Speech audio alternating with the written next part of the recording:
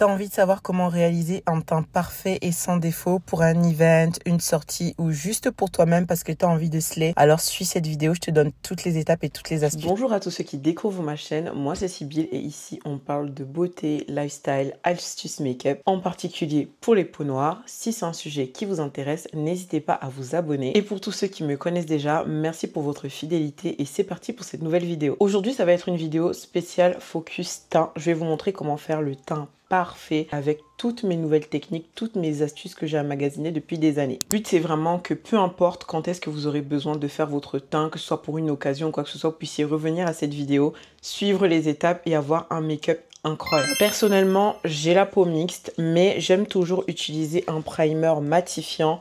Adaptez le primer à votre type de peau. Si vous avez la peau sèche, vous allez plutôt prendre un primer hydratant. Une fois le primer appliqué, première astuce, vous allez prendre une poudre matifiante et poudrer tous les endroits qui ont tendance à briller sur votre visage. Moi, en général, c'est ici, mon nez, mon front. Oui, là, on ressemble totalement à un fantôme, mais trust the process. C'est le résultat final qui nous intéresse. Après ça, vous allez mettre votre fond de teint. Moi, je vais utiliser le Easy Blur de chez Huda Beauty, ce qui va avoir un effet vraiment floutant. La teinte est un petit peu trop claire pour moi, donc je vais rajouter juste la teinte d'après. Juste un petit point comme ça. Et vous allez voir quand ça va se mélanger. It's gonna come together. Trust. J'applique mon fond de teint avec un pinceau. C'est ce que je vous conseille de faire si vous voulez de la couvrance. Une fois que vous avez terminé d'estomper le fond de teint comme ça au pinceau, si et seulement si vous voyez qu'il y a des endroits qui ne sont pas forcément uniformes, vous pouvez prendre un beauty blender et vous allez repasser grossièrement sur tout le visage, histoire de vous assurer que vous avez vraiment une couche uniforme de partout. Prochaine étape, ça va être tout ce qui est concealer et contour. Pour le concealer, je vais commencer d'abord par une teinte qui se rapproche de ma couleur pour corriger. Ça va venir vous permettre de corriger. Si malgré le fond de teint, il y a encore des imperfections qui se voient, c'est le moment de prendre celui-là et de le mettre. Par exemple, là, moi, j'ai encore une cicatrice d'un bouton qui est en train de guérir. Je vais en mettre un tout petit peu là.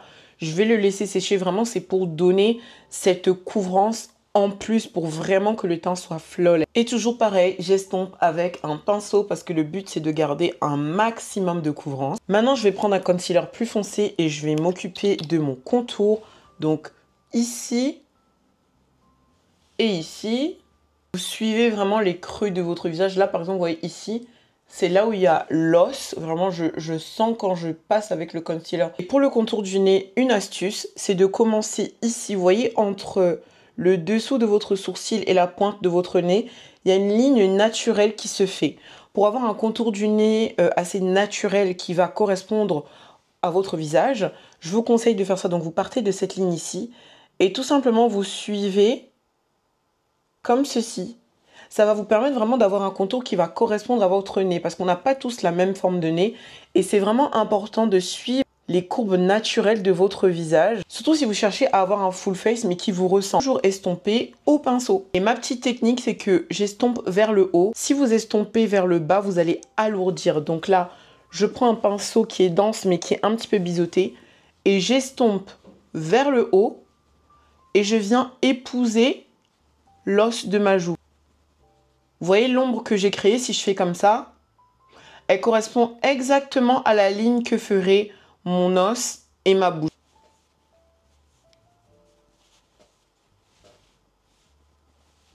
Je termine avec le nez et là je vous conseille de prendre un pinceau un tout petit peu plus petit, juste pour pouvoir bien contrôler la manière dont vous allez estomper. Une fois cette partie terminée, je vais prendre un concealer encore plus clair. Lui, il va vraiment venir me servir à marquer mes zones de lumière. Ici, en coin interne, un petit peu sur le coin externe de l'œil. Au niveau de mon nez, je vais en mettre encore juste ici. Cette astuce-là de juste mettre un petit point de concealer ici, vous allez voir comment ça va marquer encore plus le contouring du nez. Et ensuite, je vais faire comme ça. Et je vais en mettre juste ici, sur la continuité de la ligne que j'ai créée avec mon contouring. Et vous allez voir que quand on va l'estomper, ça va venir marquer encore plus ce contouring. En fait, ça va venir creuser encore plus la joue. J'estompe et je tire jusque en dessous du contour. Et comme j'ai mis un tout petit peu de matière, ça ne va pas créer de lignes dures. Ça va vraiment se fondre avec le contour. Et de même de ce côté. Si vous avez la sensation que vous avez créé une ligne de démarcation, Vous reprenez le pinceau avec lequel vous avez estompé le contour et vous revenez juste tapoter la séparation pour que ce soit bien diffus.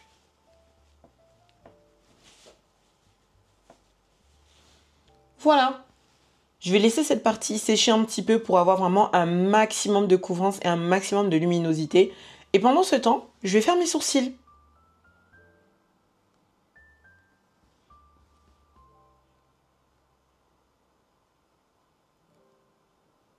À ce moment-là, bien évidemment, vous choisissez la forme de sourcil qui vous plaît. Moi, j'aime beaucoup faire cette forme assez tirée, assez droite, surtout quand je fais des full face. Comme ça a séché un peu, vous allez peut-être me dire, mais Sybille, comment on fait? Ça a séché, j'ai peur que ça laisse des taches. Donc, vous prenez votre fixateur et vous allez venir fixer tout votre teint. Si l'heure a été un petit peu remouillée, on va pouvoir l'estomper. Je prends plutôt une houppette parce que ça va vraiment venir me permettre de travailler sur les petits coins de l'œil. Et n'hésitez pas mes go, si vous avez comme moi un nez assez imposant, prenez votre doigt, tirez votre narine et estompez.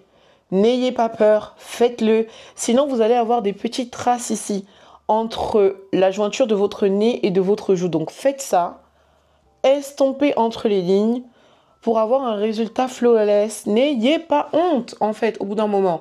Utilisez des techniques qui sont adaptées à votre visage. Je vais bien plier ma houppette et je vais venir estomper par le haut. Surtout, n'hésitez pas à prendre votre temps pour estomper et ne pas laisser de ligne de démarcation. Maintenant qu'on a bien estompé de partout, on va passer à une étape hyper importante, la poudre. Et pour cette étape, je vais vous donner une astuce qui va vous éviter d'avoir des grosses taches de poudre. Vous avez l'habitude de parler de baking et de voir les gens faire du baking. Vous avez directement envie de prendre une houppette, de la plonger dans la poudre et de l'appliquer sur votre visage. Et là, ça vous laisse des taches. Ce que vous allez faire, prendre votre poudre et un pinceau assez fluffy comme ceci. Vous prenez le pinceau, vous le mettez dans la poudre, vous tapotez l'excès. Et avec ce pinceau, vous allez venir presser d'abord dans un premier temps la poudre sous votre œil. Et avant de presser la poudre, on s'assure qu'il n'y a pas de ligne de démarcation. Donc je prends ma houppette de tout à l'heure, celle avec laquelle j'ai estompé. Je lève mon regard vers le ciel. J'estompe une dernière fois les petites lignes. Je prends mon pinceau imbibé de poudre et je vais venir appliquer avec juste un mouvement comme ceci. Je ne tire pas, vraiment, je presse la poudre dans mon concealer. Je pense que vous voyez déjà la différence entre ce côté et ce côté. Et là, vous voyez qu'avec cette manière de faire, vous n'avez aucun excès de poudre et vous avez fixé votre concealer sans vous faire de taches, sans vous faire de paquets de poudre ou je ne sais quoi. Une fois que vous avez fait cette partie, si vous avez quand même envie de faire du baking, c'est totalement possible, surtout ici pour faire vraiment les zones de démarcation du visage. Et dans ce cas-là, vous pouvez prendre votre houppette, la mettre dans la poudre, mais attention, ça c'est trop de produit. Vous allez enlever l'excès dans le creux de votre main. Vous voyez là, il y avait beaucoup trop de poudre. Vous enlevez l'excès dans le creux de votre main. Il y en aura toujours assez dans la houppette, ne vous inquiétez pas. Vous prenez, vous regardez encore une fois vers le ciel.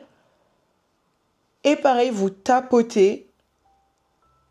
Vous tapotez, vous tapotez, vous tapotez. Vous laissez la poudre imprégner. Vous voyez, il y avait quand même largement assez. Et là, ce qui va se passer, c'est que comme avant, vous aviez déjà poudré avec le pinceau, la poudre, en fait, elle va s'appliquer vraiment de manière hyper lisse. Elle ne va pas vous laisser de taches, de démarcations. Vous voyez là, plus je l'estompe, plus elle se fond dans mon make-up. Sans laisser de traces bizarres, sans laisser de taches, sans soulever le concealer qui est en dessous. N'oubliez pas de tirer l'aile du nez et de poudrer ici. Et cette technique-là, moi j'appelle ça du soft baking. Ça vous permet vraiment d'avoir cet effet snatched, cet effet flawless, mais sans avoir le côté taché que ça faisait souvent quand on utilisait trop de poudre. Je reprends encore un peu de poudre et cette fois-ci, on va venir faire la ligne juste en dessous du contour pour la marquer encore un petit peu plus.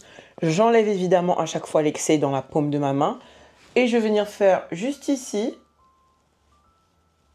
un petit coup de houppette. J'y vais vraiment légèrement à chaque fois. Dites-vous que quand vous vous maquillez, c'est toujours plus facile de rajouter de la matière que d'en enlever. Donc si vous n'êtes pas sûr, commencez d'abord avec un peu de produit, quitte à en rajouter que de tout de suite en mettre beaucoup et après vous retrouvez dans une situation où vous avez gâché votre make-up et vous devez recommencer à zéro. La première zone qu'on va poudrer, c'est le nez. Et pas de l'excès de poudre sur ma houppette.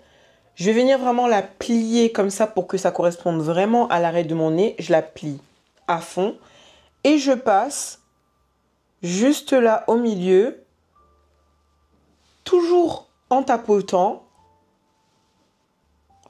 Je retourne ma houppette comme ceci et je viens faire le dessus, juste entre les deux sourcils. Ensuite, je la déplie et je fais le front. Avec ce qui reste de produit sur ma houppette, je passe légèrement sur les parties contourées du nez. On a terminé pour la partie poudre matifiante. Maintenant, ce qu'on va faire, c'est prendre un pinceau assez fluffy et on va légèrement repasser sur tout le visage pour éviter qu'il y ait des lignes de démarcation qui ne se forment. On arrive presque à la fin de la partie teint. La prochaine étape, ça va être le bronzer. On va venir l'appliquer juste au-dessus du contouring et juste en dessous du concealer. Donc, à cet endroit-là. Petite astuce pour après le look des yeux que vous allez vouloir faire. Prenez un petit peu de bronzer, mettez-en un petit peu ici sur votre paupière. Ça va vous aider après pour estomper vos fards à paupières. Après le bronzer, c'est le blush. Le blush, je vais le placer juste ici, au-dessus du bronzer et juste en dessous du concealer. C'est ça qui va venir faire la transition entre le concealer, le bronzer et le contour. Voilà ce que ça donne pour le blush. Franchement, pour ce tuto, je pense qu'on va s'arrêter là au niveau du blush. Mais moi, vous savez qu'en vrai, je serais capable d'en rajouter encore plus parce que j'aime tellement le blush. Une fois qu'on a terminé cette partie, le teint est fait, mais assez poudreux quand même parce que là, on a passé vraiment l'étape des poudres et ça peut vraiment avoir ce rendu un peu cartonneux. C'est le moment de reprendre son fixateur et de remettre une couche de fixateur encore avant de passer au make-up des yeux et à la bouche. Moi, à cette étape-là, c'est là que j'aime bien faire mon make-up des yeux. Si vous aimez maquiller vos yeux et vos sourcils avant de faire le teint, vous aurez déjà fait votre make-up à ce moment-là. J'ai fait quelque chose d'assez sobre et naturel vu qu'aujourd'hui, le focus, c'est le teint. On va terminer le look juste avec la bouche. Là, j'avais envie de faire une lèvre nude, mais au final, ça fait longtemps que j'ai pas porté de couleur sur mes lèvres. Donc, j'ai envie de mettre un rouge. Ouh, je trouve que ça fait trop beau quand tu as un look un peu nude sur le visage et que tu mets une lèvre rouge. C'est canon. Il y a une seule chose qu'on a oublié pour le teint et c'est le highlighter. Et le highlighter, moi, je le place ici. Voilà. Ça rend un effet mouillé comme ça quand c'est sur les yeux, j'aime trop. Là, cette fois-ci, promis, il n'y a plus d'étapes. On a vraiment terminé. Croyez-moi, si vous faites cette routine, vous allez avoir votre make-up qui va durer toute la soirée. Moi, c'est comme ça que je me maquille quand je pars aux events. Et quand je rentre chez moi à 2h ou 3h du matin, ne vous inquiétez pas, mon make-up est toujours en flic. Même si je transpire, même si je danse ou quoi que ce soit, à la fin de la soirée, je suis toujours nickel. Voilà, ce tuto est terminé. Je vous laisse apprécier notre travail. Oui, je dis notre travail parce que je sais que vous avez suivi le tuto et que vous avez réussi. Merci d'avoir regardé la vidéo si vous êtes arrivé jusqu'ici. Et j'espère vous retrouver très bientôt pour d'autres tutos et astuces make-up. Bisous!